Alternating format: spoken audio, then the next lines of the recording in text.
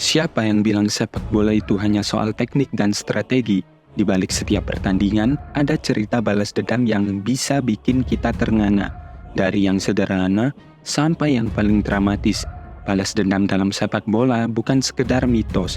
Ada yang berani, ada yang lucu, dan bahkan ada yang bikin kita geleng-geleng kepala. Kalian siap mendengar kisah-kisah seru ini? Yuk simak selengkapnya.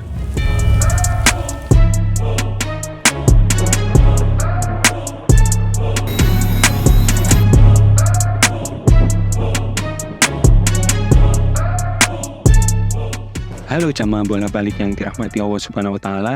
Kembali lagi bersama gue, Imam Besar Bola Balik, yang selalu siap mengkhotbahkan berita bola terbaru dengan bumbu-bumbu opini yang pastinya pedas, gurih, dan bikin nagih. Hari ini kita akan ngobrol tentang satu tema yang bikin kita semua penasaran. Balas dendam di dunia sepak bola. Siapa sangka di lapangan hijau yang katanya sportif, ternyata ada drama yang lebih seru dari pemilu. Ada momen yang sekedar simbolis, sampai yang bikin karir orang melayang. Jangan kemana-mana, karena kita bakal ngulik satu persatu. Dan mungkin ada yang bikin kalian mikir, kok bisa ya?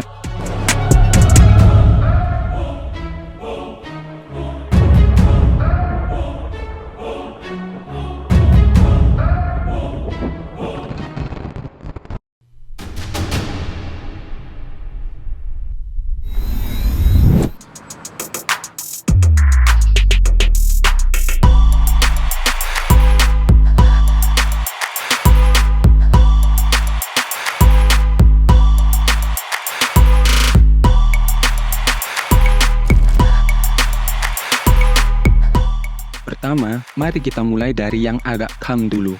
Luis Suarez dan Patrice Evra di tahun 2011. Ini adalah salah satu perseteruan terbesar di Premier League yang menyita perhatian banyak orang. Suarez memang punya gaya yang unik. Setelah larangan 8 pertandingan akibat kasus rasisme, dia milih untuk menghormati momen ini dengan nggak jabat tangan sebelum pertandingan. Bukan tackle keras, bukan gol spektakuler, tapi nggak jabat tangan. Ini tuh seperti saat lo udah siap ketemu mantan, dan pas ketemu malah pura-pura fokus sama handphonenya. Jelas, momen ini lebih ke pertunjukan drama di lapangan daripada di luar lapangan. Mediasi langsung heboh, tapi Evra mah angkat bahu, kalem.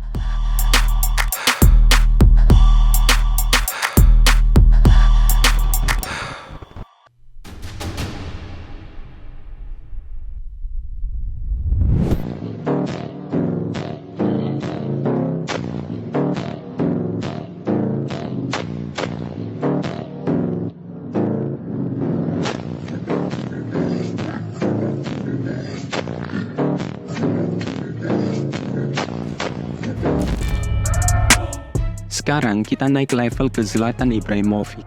Dia memang terkenal dengan aksi yang bombastis.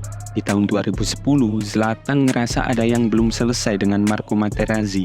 Setelah bertahun-tahun menyimpan dendam akibat tackle brutal, Zlatan pun melampiaskannya di Derby Milan dengan tackle yang bisa bikin penonton terkejut.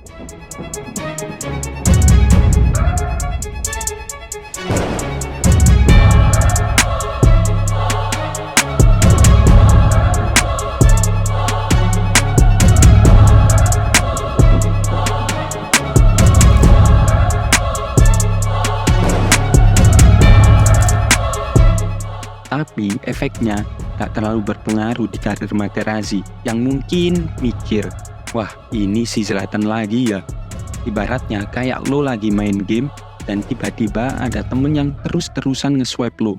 Baper, tapi ya apa sih yang lebih menyenangkan daripada melepaskan emosi di lapangan kan? Meskipun hasilnya cuma bikin senyum lebar di wajah Zlatan.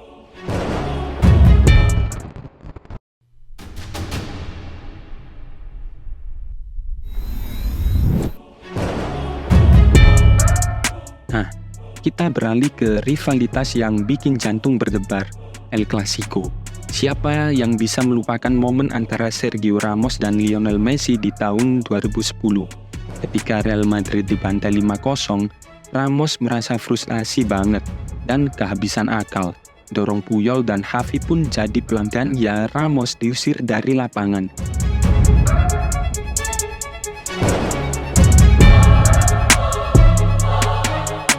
Ini tuh kayak saat lo kalau main game online dan ngerasa pengen nendang kursi. Frustasi tapi ujung-ujungnya ya tetap kalah. El Clasico itu bagaikan film series yang setiap episodenya bikin kita gemes. Apakah balas dendam di lapangan bikin Ramos merasa lebih baik? Mungkin tidak.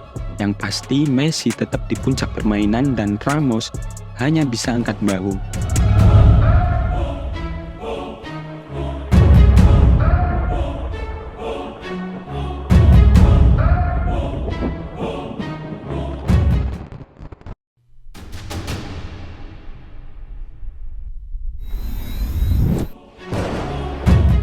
Lanjut ke yang selanjutnya, David Beckham versus Diego Simeone di Piala Dunia 1998.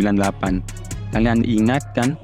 Tendangan kecil Beckham ke Simeone yang mungkin terlihat sepele, tapi dampaknya itu loh, dramatis. Kicking out. And the replay.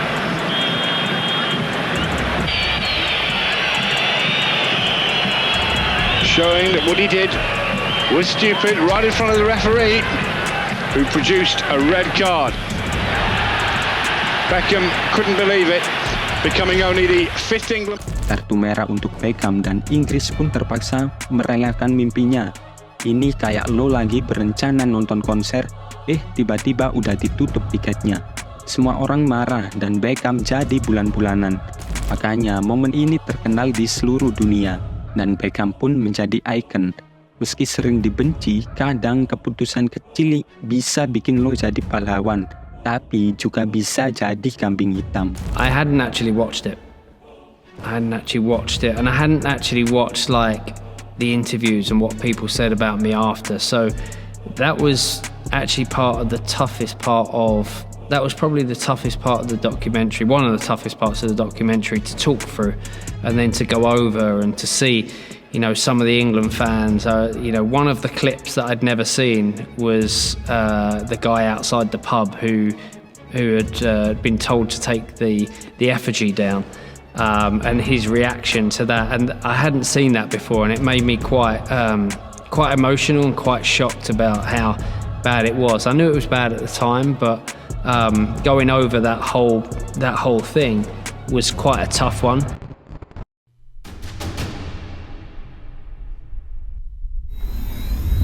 So September 1997, and Roy Keane bursting into the penalty area and had a flick at Haaland, and I think he did his knee ligament, and that was the year that Arsenal went on to win the championship.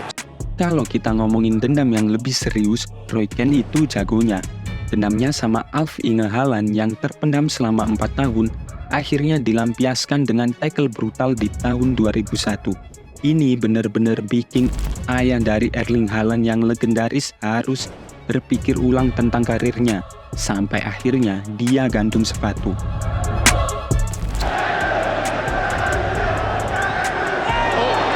Roy Keane on Haaland. David Ellery has a record of dismissing Roy Keane from the field of play. It's a red card. Tackle itu bisa dibilang cukup brutal, dan pengakuan Keane tentang balas dendam menjadikannya salah satu momen paling kontroversial dalam sejarah sepak bola. Ini tuh kayak nunggu kesempatan balas dendam di grup chat. Terus lo akhirnya bisa ngebully dengan bukti yang nyata. Keane dengan tegas membuktikan bahwa kadang balas dendam itu berharga walaupun harus dibayar dengan konsekuensi yang besar.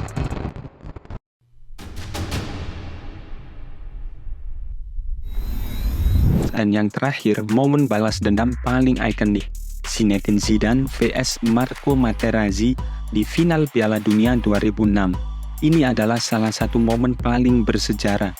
Zidane yang dikenal kalem tiba-tiba terprovokasi dan menanduk dada Materazzi setelah hinaan yang menyangkut keluarganya.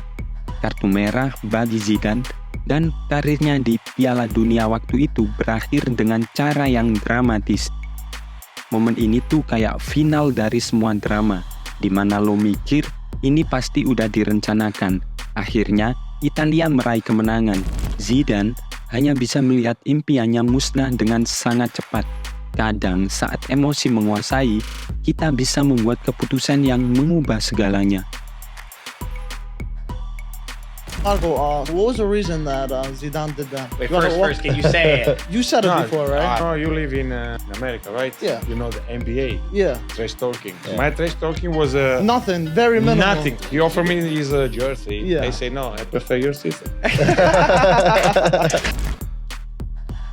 Bagaimana menurut kalian jamaah bola balik? Momen mana yang menurut kalian lebih seru? Suarez yang gak jabat tangan, Zidane yang menanduk Materazzi, atau ada momen lain yang lebih seru? Yuk suarakan pendapat kalian di kolom komentar.